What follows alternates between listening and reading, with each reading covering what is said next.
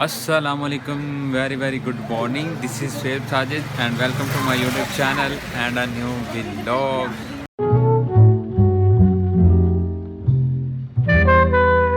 Hopefully guys आप सब ठीक होंगे, मज़े में होंगे। और आपको बताऊं तो भाई साहब सर्दी बहुत ज़्यादा है और सर्दी की वजह से कोई काम नहीं हो पाता। सारा दिन बंदा मतलब बिस्तर में बैठा रहता है, दिल ही नहीं करता बाहर निकलने को। तो भाई अब आज जो है ना वो 2-3 काम है बहुत इंपॉर्टेंट, वो करने हैं। इस वजह से मैं निकला और आज का जो व्लॉग है बहुत ही इमोशनल होने वाला है, क्योंकि आज मैं आपको एक ऐसी स्टोरी बताने वाला हूँ जिसको देख के आपके भी रोंगटे खड़े हो जाएंगे। तो अभी मैं आपको बताऊँ तो मुझे इंटरव्यू के लिए जो है वो किसी ने बोला था, क्योंकि मैं काफ़ी भी हूँ, एंकर पर्सन हूँ, इस वजह से मुझे आज जो है एक इंटरव्यू करने के लिए जाना है। तो मैंने सोचा आज आपको भी दिखाता हूँ भाई किस तरह से इंटरव्यू करते हैं, सब कुछ क्या सीन होता है। अभी पहले मैं चैनल में जा रहा हूँ, वहाँ पे सारी डिस्कशन होएगी और उसके बाद मैंने जाना जी इंटरव्यू करने। और दूसरी बात ये है भाई, आज का जो इंटरव्यू है थोड़ी सी स्टोरी मुझे पता है, बहुत ही सैड स्टोरी है, बहुत इमोशनल स्टोरी है, वो मैं आपको दिखाऊँगा, ठीक है। बहुत दर्दनाक स्टोरी बताने जा रहा हूँ। तो फिर अभी मैं जाने लगा हूँ चैनल पे, तो वहाँ पे जाके माइक चेक लेना है, तो फिर आपको मिलते हैं। तो गाइस अभी हमें थोड़ा सा पंजाब बैंक में काम था जो कि हमारा नहीं हुआ, और काम तो हो जाना था लेकिन भाई साहब नया साल है तो इस वजह से नहीं हो पाया।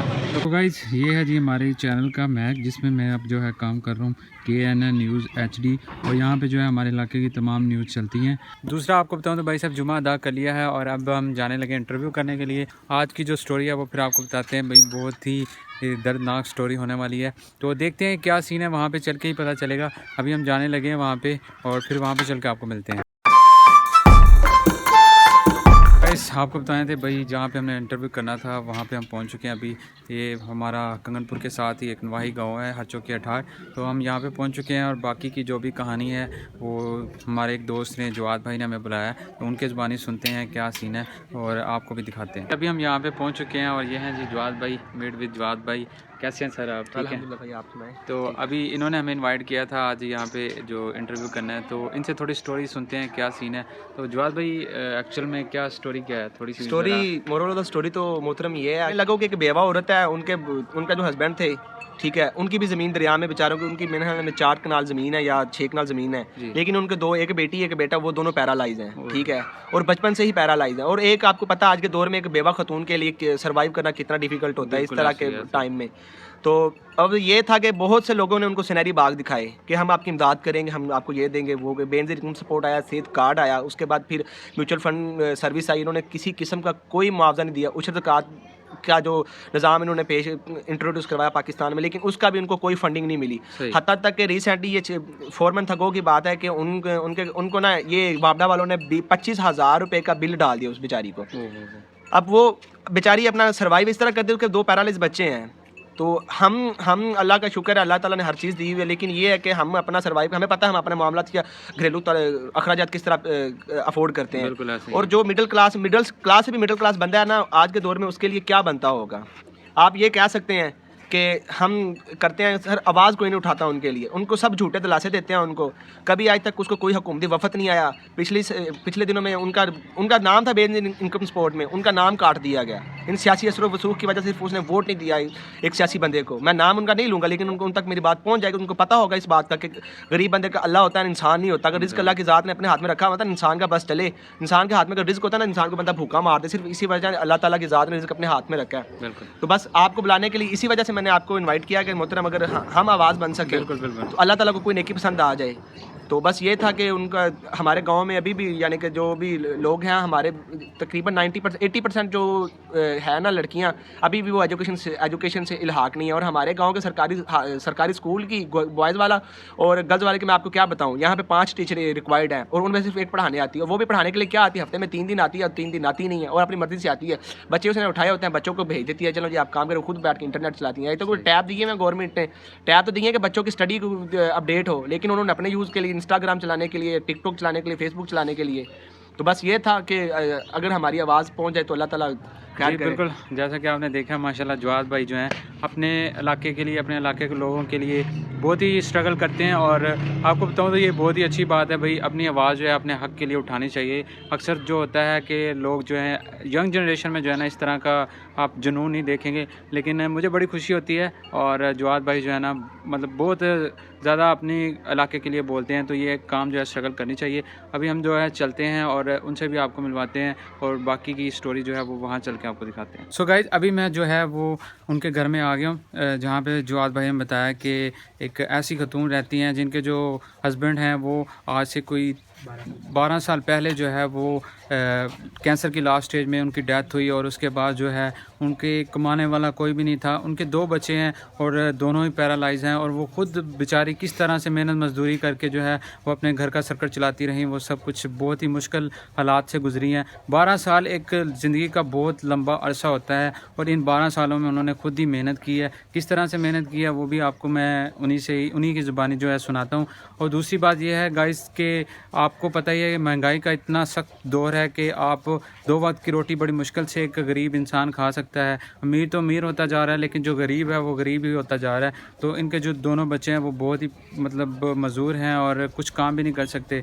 तो अभी उनसे ही जानते हैं। अस्सलाम वालेकुम खाला जी। वालेकुम अस्सलाम। खाला जी कदी ਤੁਹਾਨੂੰ ਕਿਸੇ ਨੇ मतलब सपोर्ट नहीं ਕੀਤੀ ਇਨਕਮ ਸਪੋਰਟ ਦੇ ਜੋ ਅੱਜ ਪੈਸੇ ਤੱਕ ਨਾ ਕਦੀ ਕਿਸੇ ਰੁਪਈਆ ਨਹੀਂ ਦਿੱਤਾ। ਬੇਨਜੀਰ ਦੇ ਪੈਸੇ ਹਰ ਬੁੜੀ ਨੂੰ ਟੱਕਰਦੇ ਨੇ। ਹਾਂਜੀ ਜਿਹੜੇ ਅਮੀਰ ਤਰੀਨ ਨੇ ਉਹਨਾਂ ਨੂੰ ਮਿਲਦੇ ਨੇ, ਸਾਨੂੰ ਅੱਜ ਤੱਕ ਨਾ ਕਿਸੇ 1 ਰੁਪਈਆ ਵੀ ਨਹੀਂ ਦਿੱਤਾ। ਅੱਛਾ ਨਾ ਸਾਡਾ ਕਿਸੇ ਨਾਂ ਲਿਖਾਇਆ, ਨਾ ਕਿ ਅੱਜ ਤੱਕ ਨਾ ਤੇ ਉਹ ਅੱਜ ਕਿਸੇ ਆਖਿਆ ਨਾ ਸਰਵੇ ਹੁੰਦੇ ਪਏ ਨੇ, ਅੱਜ ਹੀ ਹੁੰਦੇ ਪਏ ਨੇ। ਇੱਥੇ ਘਰੀ ਆਂਦੇ ਨਾਂ ਲਿਖ ਤੇ ਲੈ ਜਾਂਦੇ ਨੇ। ਅੱਜ ਤੱਕ ਨਾ ਸਾਨੂੰ ਕਿਸੇ 1 ਰੁਪਈਆ ਵੀ ਨਹੀਂ ਦਿੱਤਾ। अच्छा 12 साल एक बहुत लंबा जिंदगी का अरसा है, किस तरह ਤੁਸੀਂ ਗੁਜ਼ਾਰਿਆ? ਬਸ ਸਵੇਰੋਂ ਲਾ ਜਾਣਾ ਹਲਦੀ ਤੇ ਆਪਦਾ ਮਕਈ ਤੇ ਛਿੱਲਣੀ ਇਸ ਟਾਈਮ ਤੱਕ ਨਾ ਛਿੱਲ ਤੇ ਇਧਰ ਹੱਥ ਵੇਖੋ ਤੁਸੀਂ ਆ ਛਿੱਲ ਤੇ ਦਿਹਾੜੀ ਮਿਹਨਤ ਕਰ ਕੇ ਤੇ ਆਦੇ ਬੱਚਿਆਂ ਨੂੰ ਵੀ ਇਹ ਪੜ ਜਾਵੇ, ਮਜ਼ਦੂਰ ਹੈ ਚਲੋ ਆਪਦੀ ਮਿਹਨਤ ਕਰਦੇ। ਜ਼ਿੰਦਗੀ ਮੌਤ ਦਾ ਪਤਾ ਨਹੀਂ, ਮੈਂ ਅੱਜ ਮਰ ਜਾਵਾਂ ਮਗਰੋਂ ਇਹਨਾਂ ਨੂੰ ਰੋਟੀ ਕਿਹਨੇ ਦੇਣੀ? ਕੋਈ ਇਹਨਾਂ ਦਾ ਪਿਓ ਜਾਂ ਭਰਾ ਹੋ ਰਹੇਗਾ ਕਿਹਨਾਂ ਨੂੰ ਇਹਨੇ ਰੋਟੀ ਦੇਣੀ? मैं ही हैगी हाँ, जिन्ना चक्कर बैठी ना जिद्दी रखा मैं मार के ते इन्होंने किन्ने रोटी देनी। अच्छा जो आपके खामन के भाई थे उन्होंने भी कोई मतलब नहीं, किसी आपो आपदे घर ही कोई पूछता ही नहीं है, कदी किसे पूछे ही नहीं। हाँ भी आज तक ना कदी किसे 1 रुपया भी नहीं दिता भी आ तू साडी भरजाई है जा कोई आज तक ना कदी किसे रुपया भी नहीं दिता। ਜਿਹੜੀ ਪਹਿਲੀ ਉਹਨਾਂ ਦੀ ਉਹ ਵੀ ਅਗਲੇ ਲੈ ਗਏ, ਮਾਨ ਵੀ ਲੈ ਗਏ, ਆਪਦੇ ਬੂਹੇ ਤੇ ਸਾਇੰਸ ਵੇਲੇ ਰਹਿ ਗਏ। ਅਸੀਂ ਆਪਦੇ ਘਰੀ ਬੈਠੇ ਨਾ ਸਾਡਾ ਬੂਹਾ ਨਾ ਚੰਨਾ, ਅਸੀਂ आ किसी जगह च बैठे ना। तो गाइस ये देखें जी, ये इनका बच्चा है, तो ये मुकम्मल तौर पे जो है वो चल नहीं सकता और बेचारा साइकिल के सहारे जो है वो चलता है। ਵੀ ਮਿਹਨਤ ਨਾਲ ਬਣਵਾ ਕੇ ਦਿੱਤੀ। ਕੋਈ ਵਿਚਾਰਾ ਦਿਹਾੜੀ ਮਿਹਨਤ ਕਰਦਾ ਸੀ ਤੇ ਉਹਨੂੰ ਆਖਿਆ ਤੇ ਉਹਨੇ ਸਾਥ ਕੀਤਾ ਤੇ ਉਹਨੇ ਵਿਚਾਰੇ ਨੇ ਬਣਵਾ ਦਿੱਤੀ। ਇਹਦੇ ਤੇ ਵੀ ਕਦੀ 500 ਲੱਗ ਗਿਆ, ਕਦੀ 600 ਲੱਗ ਗਿਆ, ਕਦੀ 700 ਲੱਗ ਗਿਆ। ਜੇਤੀ ਵਾਲੇ ਪੜਨ ਜਾਂਦਾ ਹੈ, ਇਹ ਤੇ ਤੁਹਾਨੂੰ ਪਤਾ ਹੈ ਕਿੰਨੇ ਮੀਟਰ ਪੰਧਦਾ ਉੱਥੇ ਪੜਨ ਜਾਂਦਾ ਹੈ। ਮੈਂ ਆਣੀ ਚਲੋ ਮੇਰਾ ਬੱਚਾ ਹੈ ਪੜ ਜਾਵੇ ਕਿਸੇ ਗੱਲ ਜੋਗਾ ਵੀ ਇੰਨਾ ਤਾਂ ਪਤਾ ਹੋਣਾ ਚਾਹੀਦਾ ਨਾ ਦੇਣ ਦਾ ਵੀ ਆਪਦਾ ਪੜਿਆ ਨਾ ਹੋਵੇ ਤੇ ਉਹਨੂੰ ਪਤਾ ਹੀ ਨਾ ਹੋਵੇ ਵੇਲੇ ਮੈਂ ਮੇਰੀ ਮਾਂ ਮਰ ਗਈ ਮੈਂ ਮਗਰੋਂ ਦੁਆ ਕਿਵੇਂ ਮੰਗਣੀ। तो मैं ये साथ करनी है दिहाड़ी मेहनत करके मेरा बच्चा है चलो पढ़ जावे किसी गल जोगा हो जाएगा। जी गाइस तो आपने देखा ही है किस तरह से बेचारी बेबस हैं और 12 साल से अपने बच्चों को खुद ही कमा के जो है वो खिला रही हैं। जहाँ तक जो है वो मतलब ऐसे ऐसे लोगों को पैसे मिलते हैं कि आपकी सोच हैरान हो जाती है। इनकम सपोर्ट के पैसे वो लेके आ रहे हैं और वहाँ पे जिनका असल हक है उनको 1 रुपया भी नहीं मिलता। और किसी किस्म की किसी भी अभी तक इलेक्शन का जो है वो टाइम आ गया, लोग वोट मांगने के लिए आते हैं लेकिन इनकी मदद के लिए कोई भी नहीं आता। बस यही दिलासा देंगे जी आपके लिए हम ये कर देंगे वो कर देंगे, लेकिन कुछ भी नहीं करते। और आपको बताऊँ तो यहाँ पर जो स्कूल है वो भी अभी तक प्राइमरी है, मिडल स्कूल नहीं है। तो अभी मैं आपको दिखाता हूँ। अस्सलाम वालेकुम, कैसे हो आप? ठीक हो? हाँ जी ठीक ठाक। तो ये जी अंसर भाई हैं और आपको बताऊं तो ये कौन सी क्लास में पढ़ते हो आप? 8वीं क्लास में पढ़ते हैं। 8वीं क्लास में पढ़ते हैं और आपको पता है प्राइमरी स्कूल में पढ़ने के लिए जाना पड़ता है। तो यहाँ से वो कोई साइकिल गल जावे तो उत्थे बैठा रह जावे ਤੇ ਕੋਈ ਐਸਾ ਨਾ ਹੋਵੇ ਵੀ ਜਿਹੜਾ ਇਹਨੂੰ ਚੁੱਕ ਲਵੇ। ਚਲੋ ਐਸੀ ਮਦਦ ਕੋਈ ਕਰੇ, ਚਲੋ ਇਹਨੂੰ ਕੋਈ ਸਾਈਕਲ ਮੋਟਰ ਬਣਵਾ ਦੇਵੇ, ਚਲੋ ਬੱਚਾ ਮੇਰਾ ਪੜ ਜਾਵੇ ਦੁਆ ਦੇਗਾ ਕਿਸੇ ਗਰੀਬ ਨੂੰ ਜਿਹੜਾ ਇਹਦੇ ਨਾਲ ਸਾਥ ਕਰੇਗਾ ਚਲੋ ਪੜੇਗਾ ਦੁਆ ਦੇਦਾ ਵੀ ਪੜ ਜਾਏਦਾ ਤਾਂ ਇਹ ਠਹਿਰਾਇਆ ਜਾਵੇ ਤਾਂ ਮੈਨੂੰ ਪਿੱਛੇ ਪਤਾ ਹੀ ਨਹੀਂ ਲੱਗਣਾ ਸਾਰੀ ਦਿਹਾੜੀ ਉੱਥੇ ਕੀ ਕਰ ਰਿਹਾ ਕੀ ਨਹੀਂ ਕਰ ਰਿਹਾ। ਇਹ ਵਾਲੀ ਸਾਈਕਲ ਇਹਦੇ ਤੇ ਇਹਨੇ ਜਾਣਾ ਪੜਨ ਬਈ, ਇਹਦੇ ਤੇ ਇਹਨੇ ਜਾਣਾ ਪੜਨ।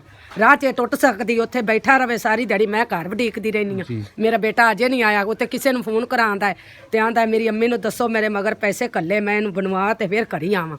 जवाद भाई ये यहाँ से कितने किलोमीटर है स्कूल यहाँ से? सर जो हमारा प्राइमरी स्कूल है वो यहाँ से सर 1.5 किलोमीटर दूर है। जो हमारे गांव का अबाई ठीक है, वो यहाँ से 1.5 किलोमीटर है। और वो जहाँ पे जब स्कूल बनाने लगे तो गांव में ज़मीन नहीं थी, तो हमने अपने ज़ाती ज़मीन 1 एकड़ दिया और उसके बदले हमें हुकूमत ने एक और आगे से एकड़ दिया, तो वो उसमें स्कूल बना हुआ है। लेकिन वो भी यहाँ से काफ़ी दूर है, 1.5 किलोमीटर ज़मीनों वाली साइड पे है। और जिस स्कूल में ये मिडिल स्कूल में पढ़ने के जाता है वो साथ वाला गाँव तकरीबन यहाँ से 3 किलोमीटर दूर है, तो वो भी मिडिल स्कूल तक है, तो इसकी तालीम मिडिल स्कूल तक कंप्लीट हो जाएगी।